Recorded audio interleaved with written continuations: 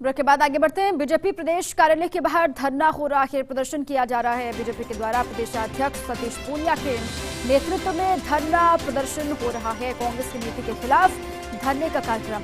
और इसी पर मेरे सहयोगी ऐश्वर्या प्रधान जुड़ चुके हैं लाइव, सीधा उन्हीं का रुख करती हूँ। ऐश्वर्या, अब क्या चाहती है बीजेपी? क्योंकि 3 दिन का वक्त तो मिला है मेयर को भी और 3 पार्षदों को भी स्पष्टीकरण देना है, लेकिन बीजेपी क्या कह रही है, क्या चाहती है?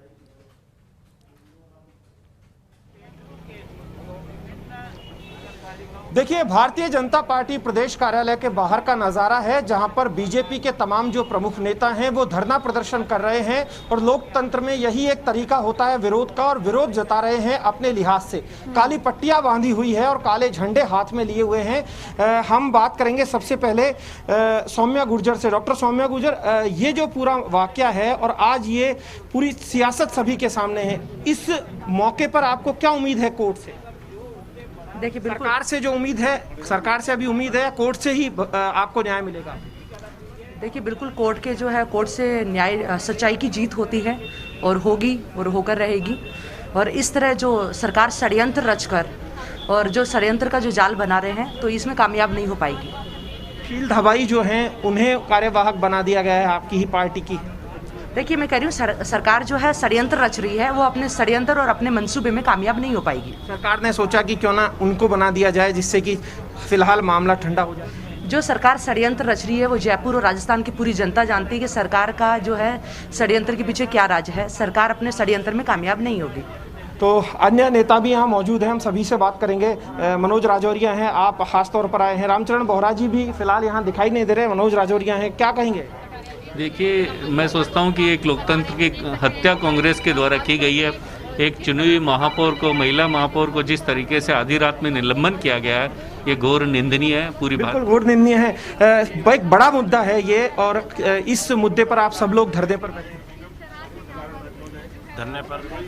बैठे हैं, बाकी लोग नेता प्रतिपक्ष कटारिया साहब हैं, इनसे बातचीत करेंगे। कटारिया साहब, वर्तमान में स्थिति आपके सामने है, शील धाबाई जो है वो कार्यवाहक महापौर हैं।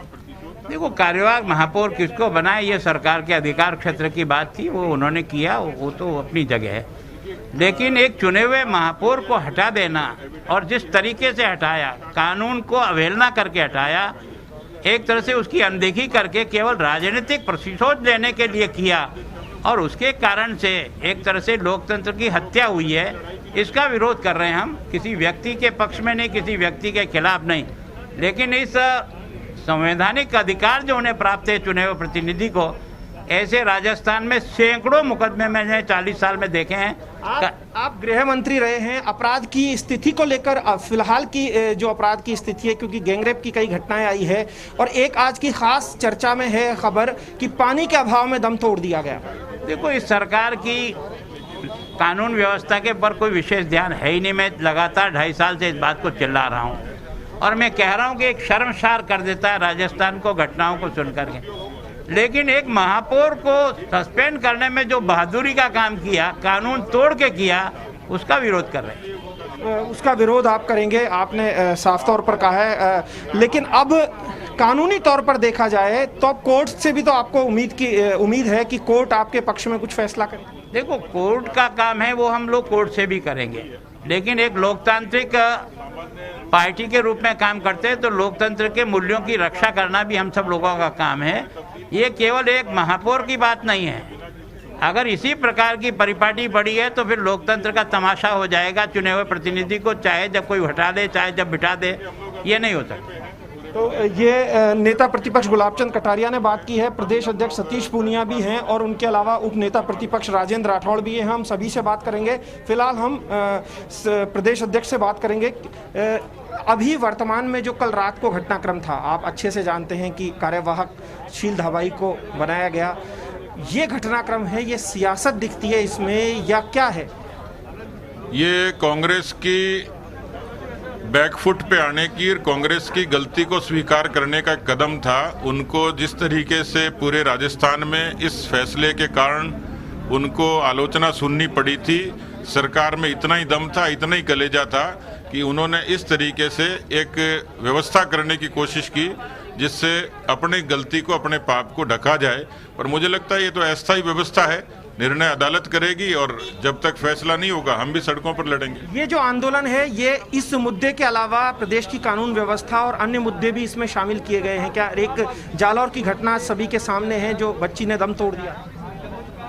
नहीं, मुद्दे मसले बहुत हैं और उसका क्रमिक रूप से हम लोगों ने तय किया, एक पूरा रोड मैप तय किया है कि हर महीने पूरे प्रदेश भर में पानी को, बिजली को, स्वास्थ्य को, अपराधों को लेकर लगातार क्रमिक रूप से हमारा आंदोलन चलेगा और जो ही कोरोना की एडवाइजरी खत्म होगी एक बड़े जन आंदोलन की तैयारी हम लोग कर रहे हैं। उपनेता प्रतिपक्ष राजेंद्र राठौड़ भी हैं, अरुण चतुर्वेदी भी हैं और अजय पाल सिंह भी हैं। तीनों से बात करेंगे।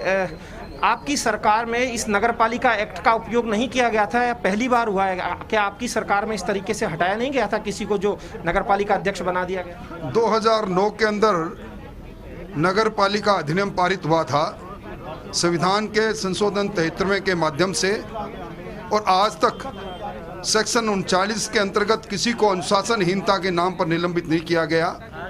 लंबे समय से वाद विवाद जरूर सुर्खियों में रहे और इस सरकार के कार्यकाल में अभी अलवर के सभापति ने जो थप्पड़ मारा था एक अधिकारी को, उसकी शाही सूखी नहीं थी, उसको भूलकर मात्र सफाई व्यवस्था को माकूल करने के लिए सोमिया गुर्जर ने बैठक बुलाई और बैठक में अभद्र व्यवहार किया आयुक्त ने और उस पर इस प्रकार की कार्रवाई होना की हत्या है। राठौड़ साहब, एक लंबा इतिहास है आपके साथ भी, आप राजनीति से लंबे समय से जुड़े रहे हैं। भैरव सिंह जी के वक्त में एक IAS के थप्पड़ मारने का आरोप लगा था, आप ही सरकार के उस वक्त मंत्री थे, तो उनका इस्तीफा ले लिया गया।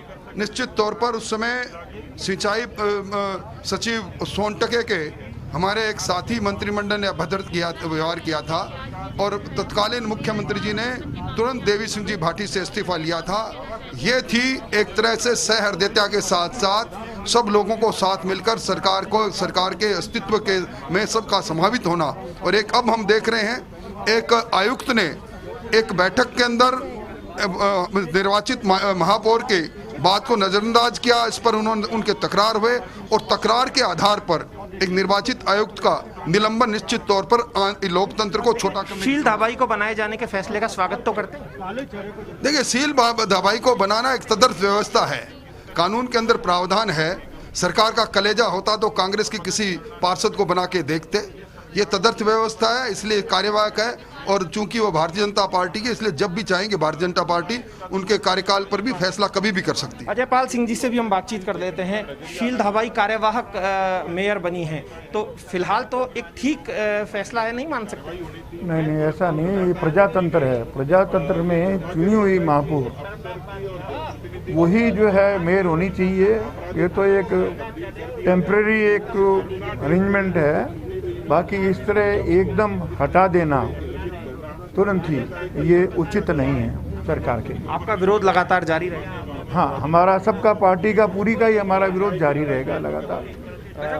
यहाँ पर अरुण चतुर्वेदी भी हैं जिनसे हम बातचीत करेंगे। अब बीजेपी रुकने वाली नहीं है, रणनीति बना दी गई है, आगे क्या होगा इसका इंतजार भी लगातार किया जा रहा है। हालांकि कोर्ट अपना फैसला सुनाएगा, कोर्ट से न्याय की उम्मीद है, लेकिन मेयर को, पार्षदों को जिस तरीके से हटा दिया गया वो लोकतांत्रिक मूल्यों के खिलाफ है, बीजेपी लगातार कह रही है। बहुत बहुत शुक्रिया आपका तमाम जानकारी।